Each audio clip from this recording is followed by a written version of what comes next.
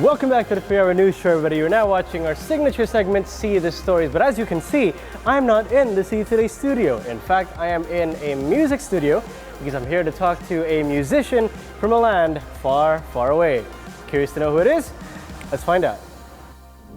Welcome back to the 3 Hour News Show, everybody. Today on See the Stories, we have a very special guest because he flew all the way from England just to have a chat with us. No, I'm kidding. Yeah. He's actually here.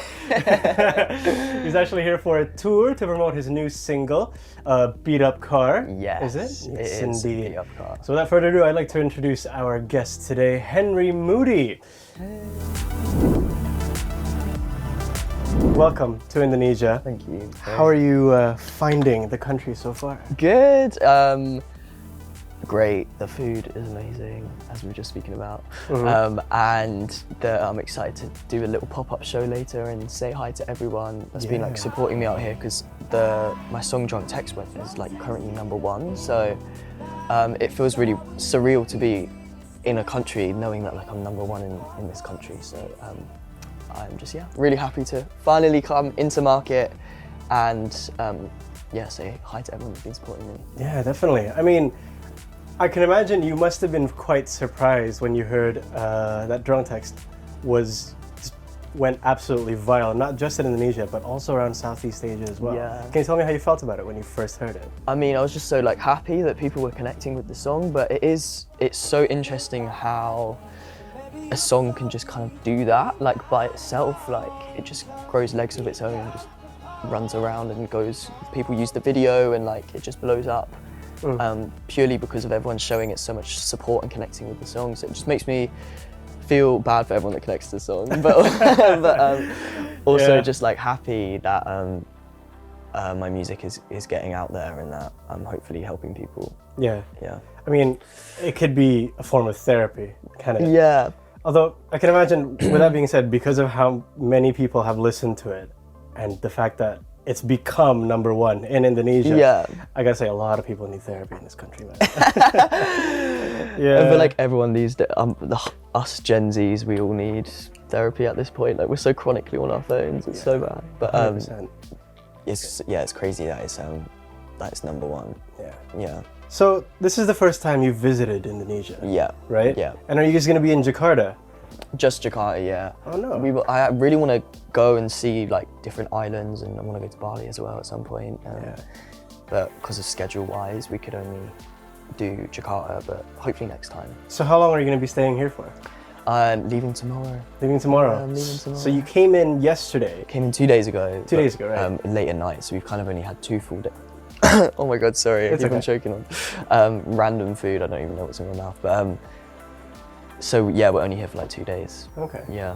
So will there be a time when you're going to be coming back next to Indonesia? Perhaps the next time you can come, you'll be able to visit some of the other islands as well. Hopefully, yeah. So I'm coming. Oh my God, the guitar. Right. I'm coming back in July for a festival. Wait, have I announced that festival yet? Am I allowed to? Okay, cool. Just checking I'm allowed to. We got some nervous people in the background over there. Coming back for We The Fest, okay. which I'm super excited about. Iconic festival. And hopefully we'll have more time for that to actually, see more of Indonesia. Yeah. Obviously, you mentioned Bali earlier. Any other particular places that you'd like to try? Ooh. I feel like just everywhere. Yeah. Like I really want to, I want to get out to like the countryside and see, like, and the beaches as well. Oh my God, yeah. So I want to do everything. Like Indonesia is a country I've always wanted to come to since I was younger. Like just Pacific, South Asian islands, like Philippines, Indonesia, like Malaysia. I've always wanted to come to. So it's so cool to be able to come on this trip and see it. Yeah. I feel very lucky to be doing this as a job. Yeah, I can imagine, man. And honestly, I feel it's nice to hear somebody from another country say that they want to come visit Indonesia because, and you mentioned that you kind of want to go everywhere. The great thing about Indonesia is that there are too many places to visit. Like I've lived here since, I've moved back here 2021 and I still haven't been able to to visit all of the different provinces. Yeah, it's And- massive. Exactly, and every single one of them has great food. I mean, you tried padang, you said earlier. Was Yeah. it yesterday? Earlier, like an hour ago. Okay. Yeah, it was great. It was so good. Yeah. Now, a lot of people when they come to Indonesia, they try some of the food. It can be a little bit. They can find it a little bit shocking. Did you feel the same way when you tried it?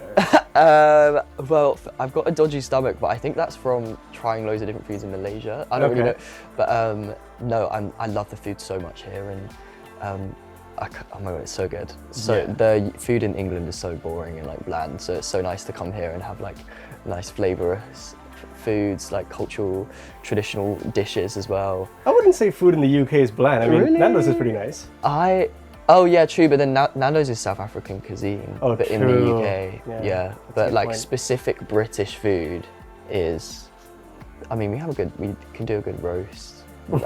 That's all we got going for us. Yeah. So Indonesia is only a short stop, if you will, 4 days in your tour around Southeast Asia. What other countries are you visiting in the region? So I've just come from Malaysia and Philippines, and then like a few months ago I did Thailand and Hong Kong. But yeah, Indonesia's the last stop, and then back home. I'm gonna be sat at home like, get me back out here. Is this? Did you do other kind of free shows in other countries as well? Yeah, we did in Philippines and Thailand and Malaysia. We did free shows and they were crazy. Like I was so like grateful. So many people turned up and sang along. Drunk Text always goes crazy at the shows, which is super fun. How was the reception? Yeah, really good. We had like, I'd say 5,000 people turn up to the Malaysia show, and like we expected like maybe like a couple hundred. So Wow. we ended up like almost shutting down the mall, but half the people couldn't even see me because it went round the back, and it was like, so I felt really bad because we just didn't really like anticipate for that amount of people. But I also was just like so happy that so many people came to the show and wanted to sing along with me. So it was fun. Yeah, I can imagine. It's like we talked about earlier. It must be very surprising, again, to have a song that you wrote kind of go viral and just be number one in a region that's just completely on the other side of the world. It is like because I live and grew up in a very small village in the UK, like in the middle of nowhere.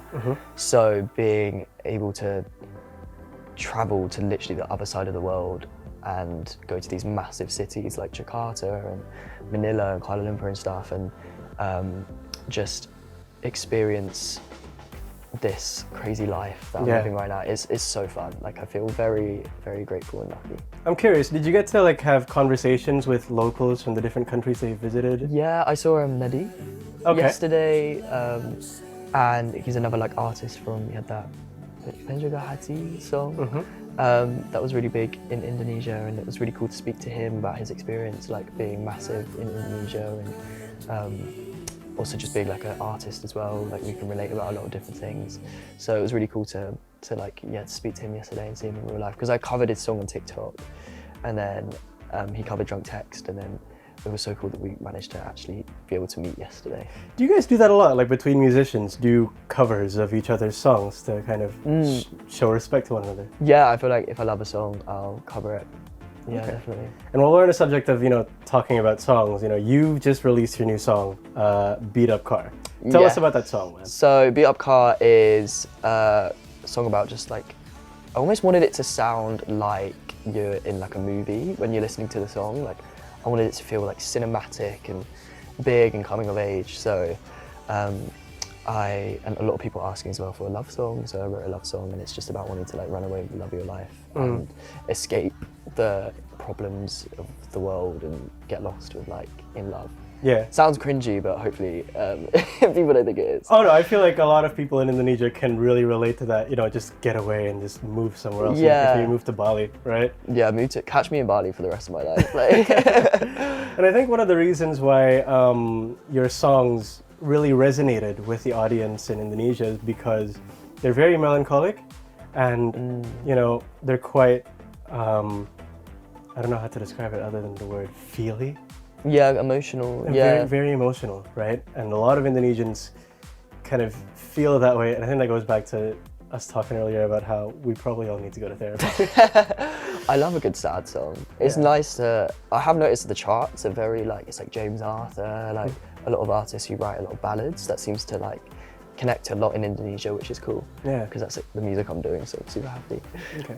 But yeah, I know what you mean, like, I just love a good sad song. Yeah. And I love that people love a good sad song as well.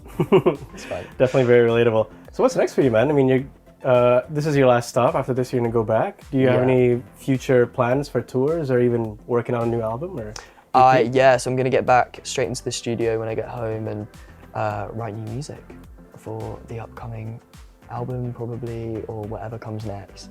And I'm excited to get back in the studio because I've been touring for like 3 months. So it's nice to get back to writing because it's a whole process. It's so different to touring. It's like the complete opposite, but it's also like really fulfilling because I've always found songwriting as like, it's kind of what like got me into music in the first place. Right. It's like kind of therapy almost for me. So yeah, there's a lot that I'm excited to write about, but I'm definitely gonna miss doing shows, but I'll be back out like in July. So yeah, I'm only writing for like a couple months. This isn't your first tour ever, is it? No, well, it is like worldwide tour. I did a Europe tour like last year, but I didn't do this is my first time doing like a world tour. I'm curious, how has your experience of doing a world tour been so far? Because I mean, I can imagine 3 months away from your family, your friends, you know, it must be quite shocking, but difficult, but also perhaps fun in a new way. You know? I think it is all about who like you surround yourself with. Yeah. So I mean, I have these legends over here coming out with me, and my tour manager Tom, who's somewhere in the building. I think it's really important just to surround yourself with people that feel like home, so you don't feel separated from home as much. But I love doing shows and I love saying hi to everyone, and it is definitely a unique experience.